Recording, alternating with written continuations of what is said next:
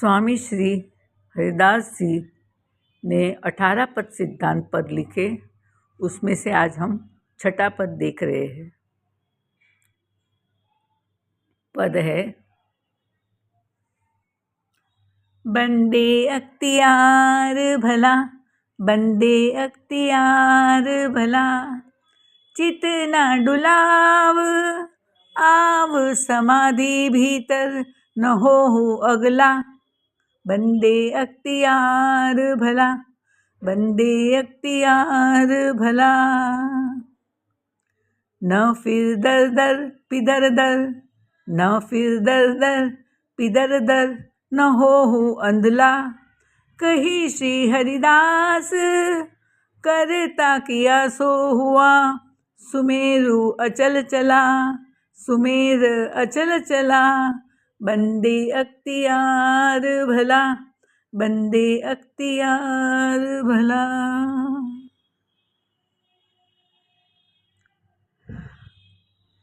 इसका अर्थ है, अरे बंदे, बंदे यानी सेवक, तुझे मनुष्य योनि प्राप्त होने से सेवा करने का अच्छा अधिकार मिला हुआ है। तू मन को स्थिर कर, एकाग्र चित्त वही हुआ है होकर जिससे तेरा पुनर्जन्म नहीं होगा।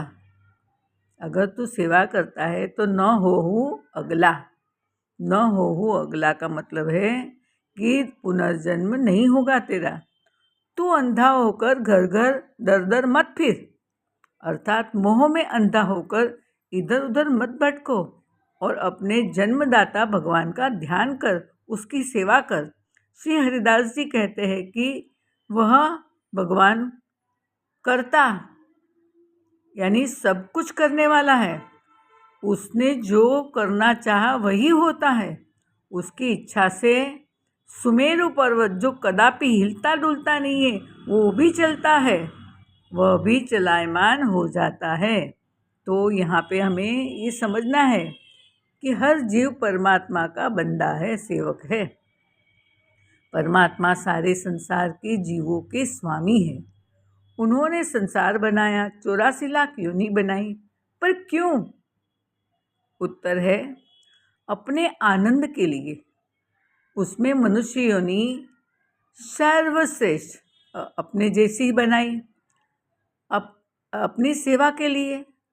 जैसे एक आदमी 1 से 2 और 2 से 10 बनता है, क्यों?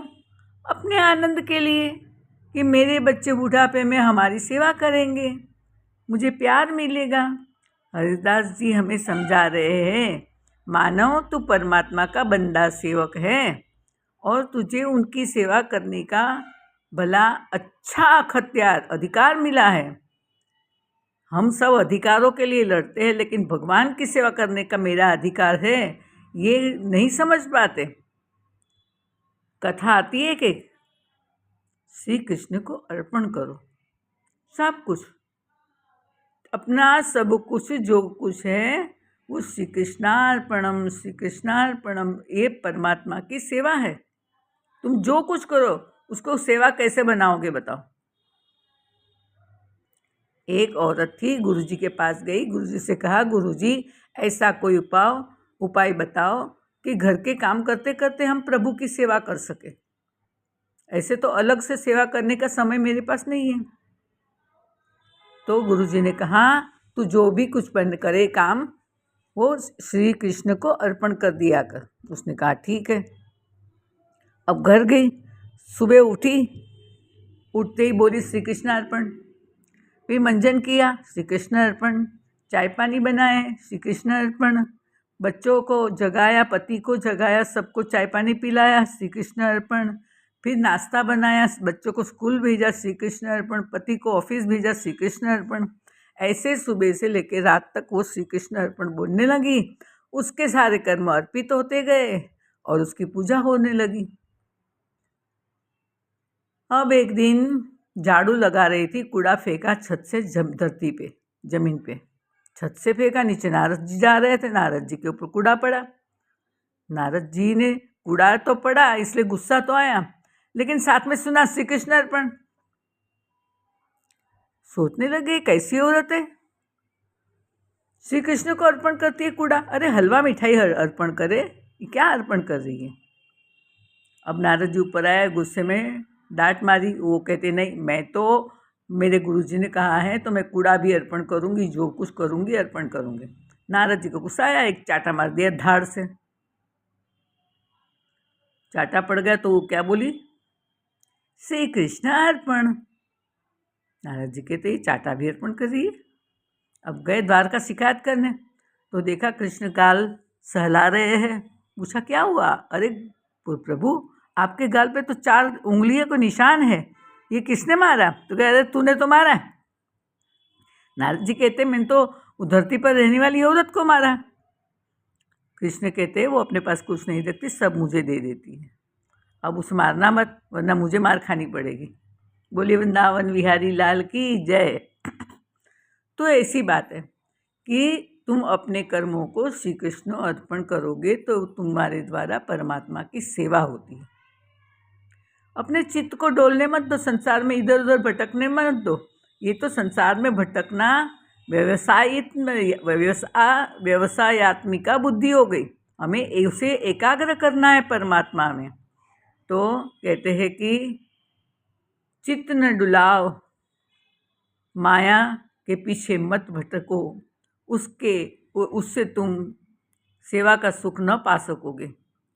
सेवा करने वाला बंदा सेवक प्रभु का प्रिय होता है, वैसे सेवा करने वाला पुत्र माता पिता को भी प्रिय होता है, तभी तो अपनी सारी संपत्ति उसे दे देते हैं। वैसे परमात्मा अपने बंदे को अपने दिव्य धाम बुला लेते हैं। आव समाधि भीतर, यानी मन और इंद्रियों की निरोध अवस्था, अंतर्मुख अवस्था। दिए की लौ शुरू में डोलती है, पर वायु रहित स्थान में नहीं डोलती, स्थिर रहती है।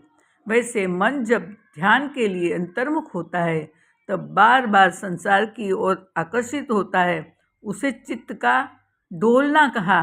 पर जब मन संसार की ओर नहीं जाता, तब निर्विकार होना ही समाधि है। तब जीवात्मा परमात्मा से एक हो जाते हैं। ये वेदांतिक ध्यान समाधि बताई। अब रसिक भक्त का मन इंद्रिया जब तक श्याम और श्यामा में अटके नहीं, तब तक संसार में मन जाता है। तो उसे चित्त का डोलना कहते हैं। उसे स्थिर करना और अधिक सेवा पूजा जाप आदि करना और विरह प्रकट कर अश्रु बहाकर प्रभु को मनाना होता है। और तब युगल की कृपा उतरती है। दोनों उस भक्त के हृदय में अपना निवास स्थान बनाते हैं। अब वह भक्त की सभी इंद्रियां अंतर्मुख हो जाने, वो अपने प्यारों की सेवा में मग्न हो जाते हैं। उसकी इंद्रियों को संसार का कोई विषय जैसे न दिखता है, न सुनाई देता है, न गंध आती है, न स्वाद आता है, न स्पर्श होता है। वाणी केवल प्यारे का नाम लेती है। वो भीतर से उस परमात्मा से जुड़ जाता है। इसीलिए भोरी सखी में भी यही कहा है भोरी सखी ने कि ही के भीतर उर्जे अखियाँ। हृदय के अंदर ही सारी इंद्रियां उलझ जाती है उस रूप में, बाहर का कोई पता ही नहीं रहता। उसे भक्त की समाधि की अवस्था कही गई है। न हो अगला। ऐसे ज्ञानी भक्त जीते जी मुक्त और उनका पुनर्जन्म नहीं होता। आत्मा उनकी सर्वव्यापक परमात्मा में लीन हो जाती है, जैसे बूंद जल में समा गई। कहानी खत्म। और भक्त जीते जी राधा कृष्ण के संग नित्य विहार करता है और देह का प्रारब्ध पूरा होते उनकी आत्मा दिव्य सखी देह धारण कर दिव्य गोलोक धाम में अपने प्यारे स्वामिनी के संग रास लीला करती रहती है, उनकी सेवा करती रहती है। इसे निकुंज प्रवेश कहते हैं। न फिर दर दर पिदर दर न हो अंधला।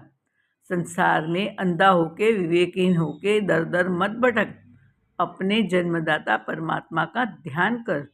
हरिदास जी कहते हैं, कर्ता भगवान बिहारी जी है, उनसे सब डरते हैं। वह जो करते हैं वही होता है। वह कहे तो अचल सुमेरु ब्रह्मा जी का पर्वत भी चलता है, यानी ब्रह्मा को भी मानना पड़ता है उनकी कही। उनसे यम, सूर्य, चंद्र, त्रिदेव, इंद्रादि देवता, सारे देवता उनका कहाँ मानते हैं, उनसे डरते हैं।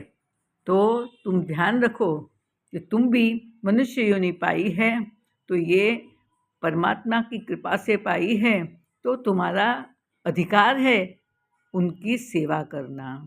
जय जय श्री राधे श्याम।